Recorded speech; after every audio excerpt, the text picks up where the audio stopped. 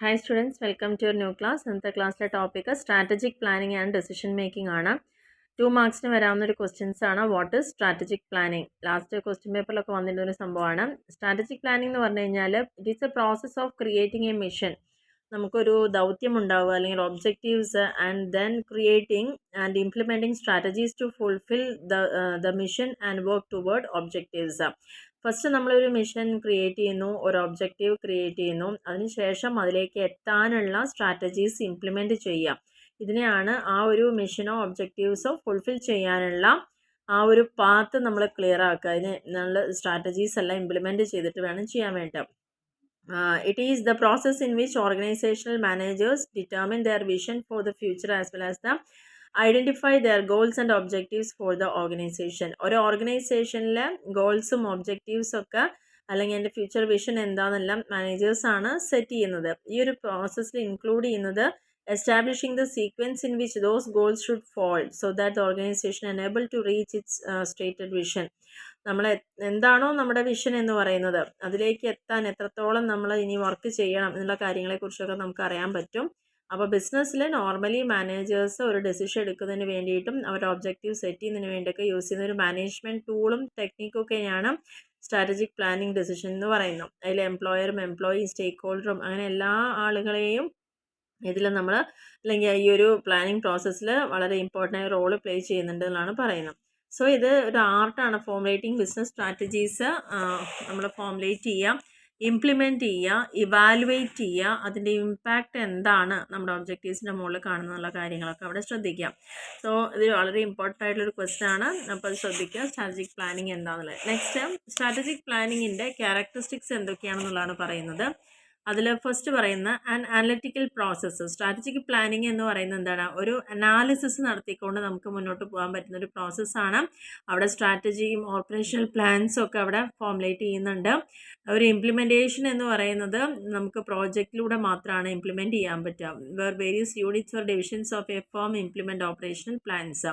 നമ്മുടെ ഫേമിൽ ഡിഫറെൻ്റ് ആയിട്ടുള്ള ഡിവിഷൻസോ യൂണിറ്റ്സോ ഒക്കെ ഉണ്ടെങ്കിൽ അവർക്കത് ഇംപ്ലിമെൻറ്റ് ചെയ്തുകൊണ്ട് തന്നെ ചെയ്യാൻ പറ്റുന്നതാണ് പറയുന്നത്. So it is a analytical process എന്നാണ് പറയുന്നത്. നെക്സ്റ്റ്, സ്വോട്ട് അനാലിസിസ്. സ്വോട്ട് അനാലിസിസ് എന്ന് പറഞ്ഞു കഴിഞ്ഞാൽ സ്ട്രെങ്ത്, വീക്ക്നെസ്, ഓപ്പർച്യൂണിറ്റീസ്, ത്രെഡ്സ്, ഈ 4 കാര്യങ്ങളെയും കൺസിഡർ ചെയ്തിട്ട് വേണം സ്ട്രാറ്റജിക് പ്ലാനിങ് ഫോർമുലേറ്റ് ചെയ്യാമെന്നാണ് പറയുന്നത്. ഒരു ഫേമിൻ്റെ എന്തൊക്കെയാണ് നമുക്കുള്ള സ്ട്രെങ്ത് അല്ലെങ്കിൽ നമ്മുടെ പോരായ്മകൾ, നമുക്കുള്ള ഓപ്പർച്യൂണിറ്റീസ്, അല്ലെങ്കിൽ നമുക്ക് എവിടെ നിന്നൊക്കെയാണ് ത്രെഡ്സ് ഉണ്ടാവുന്നത്, അല്ലെങ്കിൽ മറ്റുള്ള ആൾക്കാരുടെ ഒരു ഭീഷണി നേരിടേണ്ടി വരുന്നത് എവിടെയൊക്കെയാണ്, അതെല്ലാം ക്ലിയറായി മനസ്സിലാക്കി കഴിഞ്ഞാൽ അതിനെ കൺസിഡർ ചെയ്തുകൊണ്ട് തന്നെ നമുക്ക് നല്ലൊരു സ്ട്രാറ്റജിക് പ്ലാനിങ് ഫോം ചെയ്യാമെന്നുള്ളതാണ് പറയുന്നത്. ഫോർവേഡ് ലുക്കിംഗ് ആക്ടിവിറ്റി ആണ്. കാരണം നമ്മൾ ഫ്യൂച്ചറിനെ ബേസ് ചെയ്തുകൊണ്ട് ചെയ്യുന്നതായതുകൊണ്ട് ഫോർവേഡ് ലുക്കിംഗ് ആണ്. And threats are ascertained while considering its profitability. നമ്മളെപ്പോഴും ശ്രദ്ധിക്കേണ്ടത് ഫേമിൻ്റെ പ്രോഫിറ്റബിലിറ്റി, അതിൻ്റെ മാർക്കറ്റ് ഷെയർ, അതിൻ്റെ പ്രൊഡക്റ്റ്, കോമ്പറ്റീഷൻ, ഇതൊക്കെയാണ് നമുക്ക് മുന്നോട്ട് വരുന്ന ഭാവിയിലേക്ക് നോക്കിക്കൊണ്ടാണ് നമ്മളിതെല്ലാം ചെയ്യുന്നത്. അപ്പോൾ അതൊരു ഫോർവേഡ് ലുക്കിംഗ് ആക്ടിവിറ്റി ആണ്. And it presupposes that a firm should always be ready to adapt itself according to the dynamic business environment. ഞാൻ ഇതിൽ പറഞ്ഞിരിക്കുന്ന കാര്യം എന്താണ്? നമ്മളെപ്പോഴും ബിസിനസ് എൻവയോൺമെൻറ്റ് ചേഞ്ച് ചെയ്തുകൊണ്ടേയിരിക്കുന്നതാണ്. ആ ചേഞ്ച് അഡാപ്റ്റ് ചെയ്യാൻ പറ്റുന്നത് അല്ലെങ്കിൽ അതിനോട് യോജിച്ച് പ്രവർത്തിക്കാൻ പറ്റുന്ന തരത്തിലുള്ള പ്ലാനിങ് ആയിരിക്കണം നമ്മൾ ഉൾക്കൊള്ളേണ്ടതെന്നുള്ളതാണ് പറയുന്നത്. Next, it can be done for the entire organisation or to a specific business unit. നമുക്ക് ഈ സ്ട്രാറ്റജിക് പ്ലാനിങ് ഫോർമുലേറ്റ് ചെയ്യുന്നത് ഒന്നില്ലെങ്കിൽ മൊത്തത്തിലൊരു ഓർഗനൈസേഷന് വേണ്ടിയോ അല്ലെങ്കിൽ അതിൽ തന്നെ ഏതെങ്കിലും ഒരു പ്രത്യേക വിഭാഗത്തിന് വേണ്ടിയിട്ടോ നമുക്ക് സ്ട്രാറ്റജിക് പ്ലാനിങ് പ്രിപ്പയർ ചെയ്യാവുന്നതാണ്. And it is helpful in selecting the best strategy among the various strategies taking into account the firms interest, personal values and corporate social responsibility. നമ്മൾ ഒരു ബെസ്റ്റ് സ്ട്രാറ്റജി സെലക്ട് ചെയ്യുക എന്നുള്ളതാണ്. അതേപോലെ തന്നെ പല strategies ഉണ്ടെങ്കിലും ഫേമിൻ്റെ ഫേംസിൻ്റെ interest, account the firms interest consider ചെയ്യുക, പേഴ്സണൽ വാല്യൂസ് നോക്കുക, കോർപ്പറേറ്റ് സോഷ്യൽ റെസ്പോൺസിബിലിറ്റി നോക്കുക, ഇതെല്ലാം നോക്കിക്കൊണ്ട് ഉള്ള സ്ട്രാറ്റജിയിൽ ഏറ്റവും ബെസ്റ്റ് ഒന്ന് സെലക്ട് ചെയ്യുന്നു. It acts as a guide to the executive to reduce the risk involved. ഇനി നമ്മൾ ചെയ്യുന്ന ബിസിനസ്സിൽ എത്രത്തോളം റിസ്ക് ഉണ്ട്, അതിനെങ്ങനെ നമുക്ക് റെഡ്യൂസ് ചെയ്യാം, അതിനെ ഫലപ്രദമായ രീതിയിൽ എങ്ങനെയാണ് അത് എക്സിക്യൂട്ട് ചെയ്യേണ്ടത് എന്നുള്ള കാര്യങ്ങളെല്ലാം ഇതിൽ ഉൾക്കൊള്ളിക്കുക എന്നുള്ളതാണ് പറയുന്നത്. അപ്പോൾ ഇതൊക്കെയാണ് ഒരു സ്ട്രാറ്റജിക് പ്ലാനിങ്ങിൻ്റെ ക്യാരക്ടറിസ്റ്റിക്സ് എന്ന് പറയുന്നത്. അപ്പോൾ ഇത് 5 മാർക്കിൻ്റെ ക്വസ്റ്റൻ ആയിട്ട് ഇവിടെ ചോദിക്കാം. അപ്പോൾ ഫസ്റ്റ് നമ്മൾ സ്ട്രാറ്റജിക് പ്ലാനിങ് എന്താണെന്നുള്ളത് നോക്കി, രണ്ടാമത് അതിൻ്റെ ക്യാരക്ടറിസ്റ്റിക്സ്. ഈ ഒരു സ്ട്രാറ്റജിക് പ്ലാനിങ് ചെയ്യുകയാണെങ്കിൽ കൃത്യമായിട്ടുള്ളൊരു പ്രോസസ്സ് അതിനുണ്ട് എന്നുള്ളതാണ് പറയുന്നത്. അതിൽ ഫസ്റ്റ് പ്രോസസ്സ് എന്ന് പറയുന്നത് സ്ട്രാറ്റജി ഫോർമുലേഷനാണ്. നമ്മളൊരു സ്ട്രാറ്റജി ഫോമുലേറ്റ് ചെയ്യണം. ബിസിനസ് എന്താണ് കറണ്ട് സിറ്റുവേഷനെ അസസ് ചെയ്യുക, എന്നിട്ട് അതിൻ്റെ പെർഫോമൻസും ഇൻറ്റേർണൽ ആൻഡ് എക്സ്റ്റേണൽ ഓഡിറ്റും ഒക്കെ കറക്റ്റായിട്ട് മനസ്സിലാക്കുക. സ്ട്രാറ്റജി ഫോമുലേഷനിൽ പ്രധാനമായിട്ട് വരുന്നതാണ് നമ്മുടെ ഓർഗനൈസേഷൻ്റെ സ്പോട്ട് അനാലിസിസ്. നേരത്തെ പറഞ്ഞല്ലോ, ആ സ്പോട്ട് അനാലിസിസ് കറക്റ്റായിട്ട് അനലൈസ് ചെയ്ത് ഐഡൻറ്റിഫൈ ചെയ്തെടുക്കുക. അതിൻ്റെ ഫലമായിട്ട് മാനേജേഴ്സിനൊക്കെ എന്ത് ചെയ്യാൻ പറ്റും? To decide which new markets they can venture or abandon. ഇപ്പോൾ നിലവിൽ വർക്ക് ചെയ്തുകൊണ്ടിരിക്കുന്ന ഏത് മാർക്കറ്റിൽ അവർ കണ്ടിന്യൂ ചെയ്യാൻ പറ്റും, ഏതാണ് നമ്മൾ ഉപേക്ഷിക്കേണ്ടത്, എവിടേക്കാണ് നമ്മൾ എൻട്രി ചെയ്യേണ്ടത്, എങ്ങനെയാണ് റിസോഴ്സിനെ അലോക്കേറ്റ് ചെയ്യേണ്ടത്, എങ്ങനെയാണ് ബിസിനസ് ഓപ്പറേഷൻ എക്സ്പാൻഡ് ചെയ്യേണ്ടത്, ജോയിൻറ്റ് വെഞ്ചേഴ്സോ മെർജേഴ്സോ ഒക്കെ ആവശ്യമുണ്ടോ, അങ്ങനെയുള്ള കാര്യം. അതാണ് ഫസ്റ്റ് സ്റ്റേജ് എന്ന് പറയുന്നത്. അപ്പോൾ സ്ട്രാറ്റജി ഫോമുലേഷനിൽ ലോങ് ടേം ഇഫക്റ്റ് ആണ് അതിലൂടെ നമുക്ക് കിട്ടുന്നതെന്നാണ് പറയുന്നത്. അപ്പോൾ ബിസിനസ് സ്ട്രാറ്റജീസ് ഓർഗനൈസേഷൻ സക്സസിന് ലോങ് ടേം ഇഫക്റ്റിലേക്ക് പോകുന്നുണ്ട്. Only top business executives understand their impact and authorised to assign the resources necessary for the implementation. ഇത് ശരിക്കും ഡിസിഷൻ മേക്കിംഗ് എടുക്കുന്നത് ടോപ്പ് ലെവൽ തന്നെയാണ്. അവരതിൻ്റെ ഇമ്പാക്റ്റ് ഒക്കെ മെഷർ ചെയ്യുന്നു. അതിനുശേഷം അതിൻ്റെ ഇംപ്ലിമെൻറ്റേഷനിൽ ആവശ്യമാണെന്ന് തോന്നുകയാണെന്ന് ആ വേണ്ട റിസോഴ്സുകളൊക്കെ അവർ എത്തിച്ചു കൊടുക്കുന്നു എന്നാണ് പറയുന്നത്. അപ്പോൾ ഫസ്റ്റ് സ്ട്രാറ്റജി ഫോമുലേറ്റ് ചെയ്യുന്നു, 2 സ്ട്രാറ്റജിനെ ഇംപ്ലിമെൻറ്റ് ചെയ്യുക. സ്ട്രാറ്റജി ഫോമുലേഷൻ കഴിഞ്ഞാൽ കമ്പനി എന്താ ചെയ്യുന്നത്? അവർ എസ്റ്റാബ്ലിഷ് ചെയ്യണ ഷോർട്ട് ടേം ഗോൾസ് പറഞ്ഞാൽ 1 ഇയറിലൊക്കെ വരുന്ന ഗോൾസ്, അതുപോലെ പോളിസികളൊക്കെ ഉണ്ടാക്കുക, റിസോഴ്സിനൊക്കെ കൃത്യമായിട്ട് അലോക്കേറ്റ് ചെയ്യുക, അതിനെ നല്ല രീതിയിൽ നടപ്പിൽ വരുത്തുക, എക്സിക്യൂട്ട് ചെയ്യുക. And referred to as the action stage. ഇവിടെ രണ്ടാമത്തേൽ പറയുന്നത് നമ്മൾ എന്താണോ പ്ലാൻ ചെയ്തത് അതിനെ നമ്മൾ ആക്ഷനിലേക്ക് കൊണ്ടുവരുന്ന ഒരു സ്റ്റേജാണ്. അതുകൊണ്ട് തന്നെ ഏറ്റവും ഇമ്പോർട്ടൻറ്റ് ഫേസ് ആണ് സ്ട്രാറ്റജി പ്ലാൻ, ഈ രണ്ടാമത്തെ പോയിന്റ് എന്ന് പറയുന്നത്. ഇനി ഇതിൻ്റെ ഇംപ്ലിമെൻറ്റേഷൻ സ്റ്റേജ് സക്സസ്ഫുൾ ആവണമെങ്കിൽ അത് ഡിറ്റർമിൻ ചെയ്യുന്ന ഫേമിൻ്റെ എബിലിറ്റിയാണ് to nurture an environment and culture that motivates employees to work. അതിലൂടെ ആ ഒരു എൻവയോൺമെൻറ്റ് നല്ല രീതിയിൽ കൊണ്ടുവരാനും എംപ്ലോയീസിനൊക്കെ വർക്ക് ചെയ്യാനുള്ള മോട്ടിവേഷൻ കൊടുക്കാനും കൂടി സാധിക്കണം. അതേപോലെ തന്നെ മാനേജേഴ്സിന് ഇൻ്റർപേഴ്സണൽ സ്കിൽസും ക്രിട്ടിക്കൽ തിങ്കിങ്ങും എല്ലാം ഈ ഒരു സ്റ്റേജിൽ ഡെവലപ്പ് ചെയ്യണം. നല്ല രീതിയിൽ ഒരു സ്ട്രാറ്റജി ഇംപ്ലിമെൻറ്റേഷൻ വരികയാണെങ്കിൽ തീർച്ചയായിട്ടും അതിൻ്റെ ഫങ്ഷണൽ ഓർഗനൈസേഷൻ സ്ട്രക്ചറും maximum utilisation of information system, marketing എഫേർട്ടിനെ റീഡയറക്റ്റ് ചെയ്യുക, ഇത്രയും കാര്യങ്ങളൊക്കെ നമുക്കവിടെ ചെയ്യാൻ പറ്റുന്നതാണ്. അപ്പോൾ സ്ട്രാറ്റജിനെ ഫോമുലേറ്റ് ചെയ്തു, അതിന് ശേഷം അതിനെ കൃത്യമായിട്ട് നടപ്പിൽ വരുത്തുക ഇംപ്ലിമെൻറ്റേഷൻ സ്റ്റേജാണ്. മൂന്നാമത് ഇംപ്ലിമെൻറ്റ് ചെയ്ത് കഴിഞ്ഞു നമ്മൾ. ഇനി മൂന്നാമത് വരുന്നത് ആ സ്ട്രാറ്റജീനെ ഇവാലുവേറ്റ് ചെയ്യുക. Confident business person knows that success today does not guarantee success tomorrow. ശരിക്കും ഒരു ബിസിനസ് ചെയ്യുന്ന ഒരാളെ സംബന്ധിച്ചോളം എന്താണ്, നമുക്ക് ഇന്ന് സക്സസ് ഉണ്ട് എന്ന് പറഞ്ഞാൽ നാളെ അത് ഉണ്ടായിക്കോളുന്നില്ല. അതുകൊണ്ട് തന്നെ important for managers to evaluate. നമ്മൾ എന്ത് സ്ട്രാറ്റജി എടുത്തു കഴിഞ്ഞാലും തീർച്ചയായിട്ടും അതിനെ ഇവാലുവേറ്റ് ചെയ്യണം. ആ പെർഫോമൻസ് നമ്മൾ ഉദ്ദേശിച്ച രീതിയിൽ നടന്നിട്ടുണ്ടോ, അല്ലെങ്കിൽ ഈ പ്ലാനിങ് കറക്റ്റ് ആയിരുന്നോ, അത് നമ്മൾ ഇംപ്ലിമെൻറ്റ് ചെയ്തപ്പോൾ എല്ലാ കാര്യങ്ങളും ഉൾക്കൊള്ളിക്കാൻ സാധിച്ചോ, അതിൻ്റെ റിസൾട്ട് എന്താണ്. Strategy evaluation involves 3 crucial activities. Reviewing the internal and external factors affecting the implementation of strategy.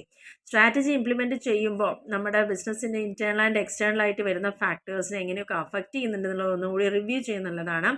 പെർഫോമൻസിനെ ഒന്ന് മെഷർ ചെയ്യാം and taking corrective steps. Measure ചെയ്യുന്ന സമയത്ത് നമുക്ക് ഉദ്ദേശിച്ച രീതിയിലുള്ള റിസൾട്ട് കിട്ടിയിട്ടില്ലെങ്കിൽ എവിടെയാണ് നമ്മുടെ പോരായ്മ എന്ന് നോക്കുക, എന്നിട്ട് അതിന് ശേഷം അത് കറക്റ്റീവ് ആയിട്ടുള്ള സ്റ്റെപ്സ് എടുക്കുക. All the 3 steps in strategy planning occur in 3 hierarchical level. ഈ 4 കാര്യങ്ങളും വരുന്നത് 4 ഹൈറാർക്കിയിലാണ് വരുന്നത്, കോർപ്പറേറ്റ് ലെവലിലും മിഡിൽ ലെവലിലും ഓപ്പറേഷണൽ ലെവലിലും. അപ്പോൾ ആ ഒരു കാര്യം അവിടെ പ്രത്യേകിച്ച് ശ്രദ്ധിക്കുക. സ്ട്രാറ്റജിക് പ്ലാനിങ് നമ്മൾ ചെയ്യുകയാണെങ്കിൽ അതിൻ്റെ പ്രോസസ്സിൻ്റെ ആദ്യം സ്ട്രാറ്റജി ഫോമുലേറ്റ് ചെയ്യുന്നു, രണ്ടാമത് നമ്മൾ ആ സ്ട്രാറ്റജിനെ ഇംപ്ലിമെൻറ്റ് ചെയ്യുന്നു, മൂന്നാമത് ആ സ്ട്രാറ്റജീനെ നമ്മൾ ഇവാലുവേറ്റ് ചെയ്യാം. ഇനി ഈ ഒരു സ്ട്രാറ്റജിക് പ്ലാനിങ്ങിൻ്റെ ബെനിഫിറ്റ്സ് എന്തൊക്കെയാണ്? ഇങ്ങനെ നമ്മൾ നല്ല രീതിയിലൊരു സ്ട്രാറ്റജി പ്ലാൻ ചെയ്യുമ്പോൾ നമുക്ക് കിട്ടുന്ന ബെനിഫിറ്റുകൾ എന്തൊക്കെയാണ്? ഒന്ന്, it allows organisation to be proactive rather than reactive. നല്ലോണം ചിന്തിച്ചൊരു തീരുമാനം എടുത്ത് മുന്നോട്ട് പോകാൻ ഒരു ഫേം സ്വയം സജ്ജമാവുകയാണ് ചെയ്യുന്നത്, റിയാക്റ്റീവ് ചെയ്യുന്നതിനെക്കാട്ടിലും. അപ്പോൾ അത് മുൻകൂട്ടിയിട്ട് അവരുടെ ഫ്യൂച്ചറിനെ ഫോർസീ ചെയ്യാൻ പറ്റുന്നു. ഫോർസീന്ന് പറഞ്ഞാൽ മുൻകൂട്ടി കാണുക, ആൻഡ് പ്രിപ്പയർ അക്കോർഡിംഗ്ലി, അതിനനുസരിച്ച് നമുക്ക് പ്രിപ്പയർ ചെയ്യാൻ പറ്റാം. നല്ലൊരു സ്ട്രാറ്റജിക് പ്ലാനിങ് ഉണ്ടെങ്കിൽ ഓർഗനൈസേഷൻ എന്ത് ചെയ്യാൻ പറ്റും? Can be proactive rather than merely reacting to situation as they arise. ചില സിറ്റുവേഷൻ വരുമ്പോൾ നമുക്ക് പെട്ടെന്ന് അതിനോട് റിയാക്ട് ചെയ്യേണ്ടി വരും. പക്ഷേ നല്ല രീതിയിലൊരു സ്ട്രാറ്റജിക് പ്ലാനിങ് നടത്തുകയാണെങ്കിൽ തീർച്ചയായിട്ടും കുറേ കാര്യങ്ങളെ നമുക്ക് മുൻകൂട്ടി കണ്ടുകൊണ്ട് അതിനെ റെഡ്യൂസ് ചെയ്യാൻ സാധിക്കുന്നു എന്നുള്ളതാണ് പറയുന്നത്. അപ്പോൾ അത് എപ്പോഴും ഒരു എവർ ചേഞ്ചിങ് ട്രെൻഡിനെ നമ്മൾ ഫേസ് ചെയ്യാൻ റെഡി ആക്കി എടുക്കുക എന്നുള്ളതാണ് ഒന്നാമത്തെ ബെനിഫിറ്റ്. രണ്ടാമത്തത് helps formulate better strategies using A logical systematic approach. നല്ല രീതിയിലുള്ള സ്ട്രാറ്റജി ആണെങ്കിൽ ലോജിക്കലായിട്ടും സിസ്റ്റമാറ്റിക്കലായിട്ടും ഒരു അപ്രോച്ച് നമുക്ക് കൊണ്ടുപോകാൻ പറ്റും. അതിലൂടെയുള്ള ബെനിഫിറ്റുകൾ നമുക്ക് കിട്ടുന്നു എന്നാണ് പറയുന്നത്. അതേപോലെ തന്നെ നല്ലൊരു ഡയറക്ഷൻ, നമ്മൾ പോകുന്ന ദിശ കറക്റ്റ് ആണോ, നമ്മൾ എവിടെ തുടങ്ങി എവിടെ എത്തിക്കൊണ്ടിരിക്കുന്നു, ഇനി എവിടേക്കാണ് എത്തേണ്ടത്, നമ്മുടെ ആ വിഷനും മിഷനും ഒബ്ജക്റ്റീവും നമ്മൾ സെറ്റ് ചെയ്തു എല്ലാം കറക്റ്റ് പാത്താണോ എന്ന് നമുക്ക് കൃത്യമായിട്ടൊരു ഡയറക്ഷൻ കൂടിയാണ് ഈ ഒരു സ്ട്രാറ്റജിക് പ്ലാനിങ് എന്ന് പറയുന്നത്. ആൻഡ് ഇത് നമ്മൾ ഇംപ്ലിമെൻറ്റ് ചെയ്യുമ്പോൾ തീർച്ചയായിട്ടും നമ്മുടെ ഓപ്പറേഷണൽ എഫിഷ്യൻസിയാണ് അവിടെ വർദ്ധിക്കുന്നത്. കാരണം ഓരോ ആളുകൾക്കും കൊടുക്കുന്ന ടാർഗറ്റ് അല്ലെങ്കിൽ ഗോൾ അതൊക്കെ അച്ചീവ് ചെയ്യാൻ റെഡി ആയിരിക്കണം. അഞ്ചാമത്തത് enhanced communication between employers and employees. ഇനി നല്ല രീതിയിൽ ഇങ്ങനെ ഒരു പ്ലാനിങ് ചെയ്യുകയാണെങ്കിൽ തീർച്ചയായിട്ടും ഇവിടെ കമ്മ്യൂണിക്കേഷൻ നടക്കുകയാണ്. കാരണം അവരെന്താണോ ടോപ്പ് ലെവലിലുള്ള മാനേജേഴ്സ് ഡിസൈഡ് ചെയ്തത് കൃത്യമായിട്ട് അത് കമ്മ്യൂണിക്കേറ്റ് ചെയ്യണം അവർ താഴെയുള്ള ആളുകളിലേക്ക്. അവരുടെ എന്തെങ്കിലും പോരായ്മകളും പ്രശ്നങ്ങളുണ്ടെങ്കിൽ തിരിച്ച് മുകളിലേക്കും അവിടെ അങ്ങോട്ടേക്ക് ട്രാൻസ്ഫർ ചെയ്യപ്പെടുന്നുണ്ട്. അതുകൊണ്ട് തന്നെ നല്ലൊരു കമ്മ്യൂണിക്കേഷൻ എംപ്ലോയറും എംപ്ലോയിയും തമ്മിൽ അവിടെ ഉണ്ടാവുന്നു എന്നുള്ളതാണ് വേറൊരു പ്രത്യേകത. ഇനി നെക്സ്റ്റ് പറഞ്ഞിരിക്കുന്നത് it helps to increase market share and profitability. നല്ല രീതിയിലൊരു സ്ട്രാറ്റജിക് പ്ലാനിങ് നമ്മൾ ചെയ്യുകയാണെങ്കിൽ നമ്മുടെ മാർക്കറ്റ് ഷെയർ ഒക്കെ വർദ്ധിച്ച് വരിക, പ്രോഫിറ്റബിലിറ്റി കൂടുക, അങ്ങനെയുള്ള കുറേ കാര്യങ്ങൾ നമുക്ക് അവിടെ ചെയ്യാൻ പറ്റും. ആൻഡ് മാർക്കറ്റ് ട്രെൻഡൊക്കെ നമുക്ക് മുൻകൂട്ടി അറിയാൻ പറ്റുക. കൺസ്യൂമർ സെഗ്മെൻറ്റുകൾ ഏതൊക്കെയാണ്, പ്രൊഡക്റ്റും സർവീസ് ഓഫറിങ്സും എന്തൊക്കെയാണ് സക്സസ്സിന് വേണ്ട കാര്യങ്ങൾ എന്നുള്ളത് കൃത്യമായിട്ട് നമുക്ക് അറിയാൻ സാധിക്കുന്നു എന്നുള്ളതാണ് ഇതിൻ്റെ വേറൊരു പ്രത്യേകത. It can make A business more durable. അതുകൊണ്ട് തന്നെ ബിസിനസ് കുറച്ചും കൂടി നമുക്ക് ഡ്യൂറബിൾ ആയിട്ട് കൊണ്ടുപോകുക എന്നുള്ളതാണ് പറയുന്നത്. Business is A turbulent concept. Business may be flourishing 1 year and debt next. With the constantly changing industries and work markets, organizations that lack of strong foundation, focus and foresight, it have trouble riding the next wave.